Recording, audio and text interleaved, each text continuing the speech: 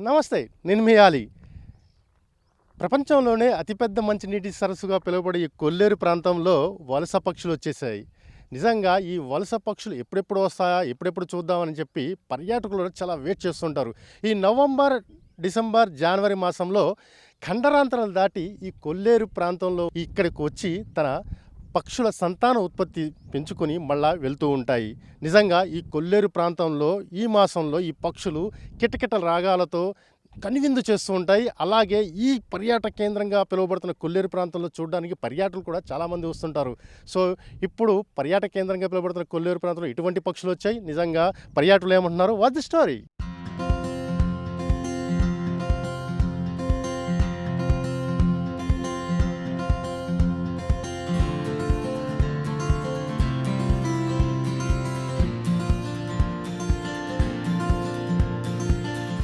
కొల్లేరు కొత్త అందాలతో కోలాహలంగా మారింది. విదేశీ పక్షుల రాక మొదలవడంతో కిలకిల రావాల సందడి నెలకొంది.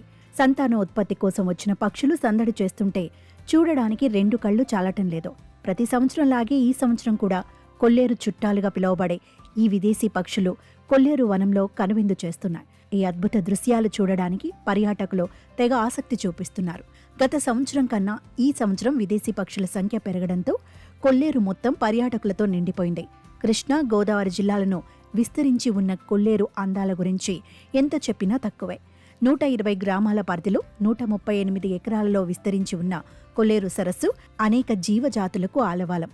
కెనడా, సైబేరియా, ఆస్ట్రేలియా తీర ప్రాంతాల నుంచి వేలాది కిలోమీటర్లు ప్రయాణించి వలస వచ్చిన వివిధ రకాల పక్షులు కొల్లేరు శీతాకాలపు అతిథులుగా పర్యాటకులను ఆకర్షిస్తాయి. ఇప్పటికే వేలాది పక్షులు తరలి రావడంతో ఆటపాక పక్షుల కేంద్రం పక్షుల కిలకిల రావాలతో పర్యాటకులకు కనువిందు చేస్తున్నాయి. కొల్లేరు సరస్సులో చేపలను వేటాడి ఆహారాన్ని సంపాదిస్తున్న తీరు అబ్బురపరుస్తుంది.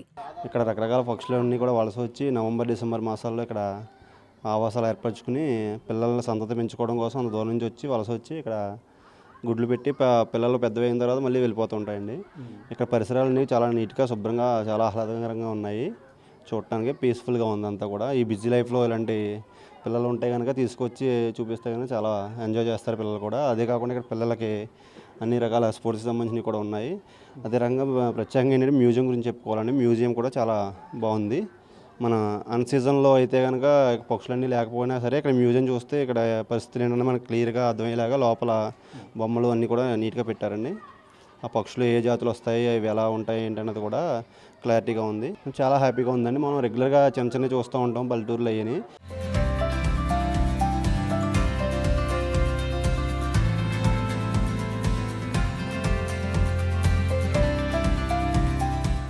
సాధారణంగా జూలై నుంచి పక్షులు వస్తూనే ఉంటాయి.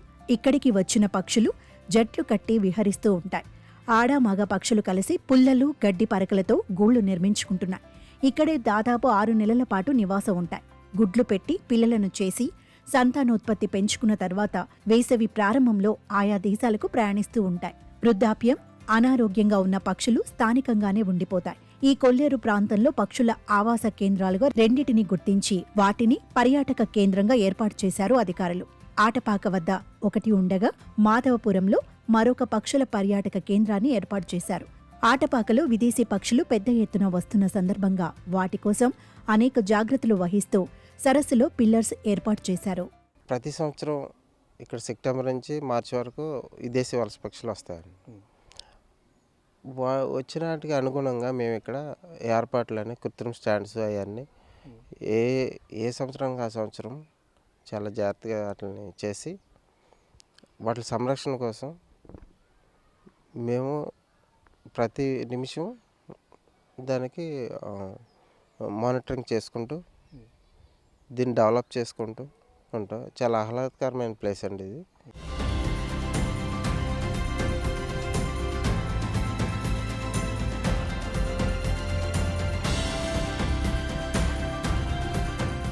సంతానోత్పత్తికి ఎటువంటి ఇబ్బంది లేకుండా చూస్తున్నారు అధికారులు. చుట్టూ గ్రామాలు ఉన్న ఎటువంటి మైక్ సెట్లు, మేళాలతో ఊరేగింపులు నిర్వహించరాదని హెచ్చరికలు జారీ చేశారు.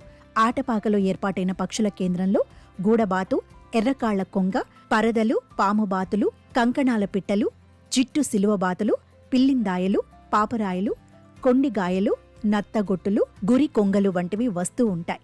ప్రస్తుత సరస్సు నీటితో నిండి కళకళలాడుతోంది. ఇక్కడ 88 రకాల మత్స్య, 123 రకాల పక్షుల జాతులు ఉన్నాయి.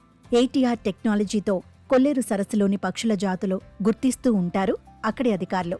ప్రతి సంవత్సరం సెప్టెంబర్లో వచ్చే ఈ వలస పక్షులు జనవరి, ఫిబ్రవరి మాసాలలో తిరుగు ప్రయాణానికి తమ పిల్లలతో సిద్ధమవుతాయి. నా పేరు దుర్గా అండి, ప్రిన్సిపల్ని. మా పిల్లలు ఇతర దేశాల నుంచి వలస వచ్చిన పక్షులు ఉంటాయి కదా, అవి రకరకాల పక్షులు, వాటి గురించి తెలుసుకోవడం కోసం, వాటిని చూడడం కోసం, అక్కడి నుంచి ఇక్కడికి మేము పిల్లలకి చూపించడం కోసం, వాళ్ళకి ఆహ్లాదంగా ఉంటుందని చెప్పి తీసుకొచ్చామండి.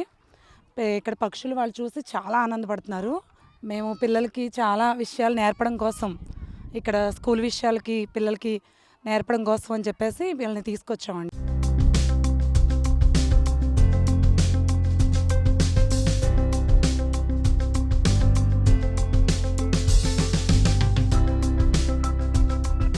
ఏడాది కాలంలో 6 నెలలు కొల్లేరు ప్రాంతంలో విదేశీ పక్షులు ఆవాసాలు ఏర్పాటు చేసుకుని ఉన్నప్పటికీ మొదటి 3 నెలలు అంటే సెప్టెంబర్, అక్టోబర్, నవంబర్ పిల్లల్ని పొదిగే సమయం.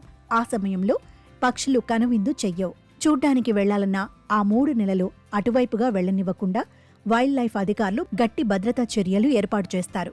నవంబర్ చివరి వారంలో విదేశీ పక్షులను చూడడం కోసం పర్యాటకులకు అనుమతిని ఇస్తారు.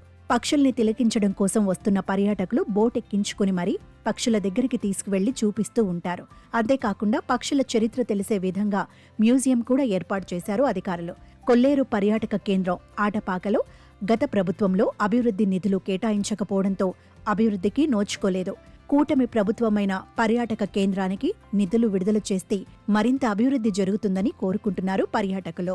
చూశారు కదా కొల్లేరు పక్షుల కోలాహలం ఎంత ఆనందంగా ఉందో, ఎంత ఆహ్లాదకరంగా ఉందో. వాస్తవానికి ఈ పక్షులు చూడడం కోసం ఏదైతే నవంబర్, డిసెంబర్, జనవరి మాసంలో చాలామంది పర్యాటకులు ఇక్కడికి వస్తూ ఉంటారు. దేశంలోనే అతిపెద్ద మంచినీటి సరస్సుగా పిలువబడే ఈ కొల్లేరు ప్రాంతంలో ఈ పక్షులు ఎక్కడికి వచ్చి అవి ఆవాసాలు ఏర్పాటు చేసుకుని మళ్ళీ తిరుగు ప్రయాణం అవుతాయి. అందుకనే ఇక్కడికి వచ్చే పక్షులకి ఇక్కడ అధికారులు కూడా చాలా జాగ్రత్త తీసుకుంటూ ఉంటారు. పర్యాటకులు మాత్రం అరకొరగా వసతులే ఉన్నాయి, పూర్తి వసతులు ఉంటే బాగుంటుందని కోరుకుంటున్నారు. మరో ఎపిసోడ్తో మళ్ళీ మీ ముందుకు వస్తాను. కెమెరామెన్ మహిత్తో ఆలి ఆటపాక నుంచి.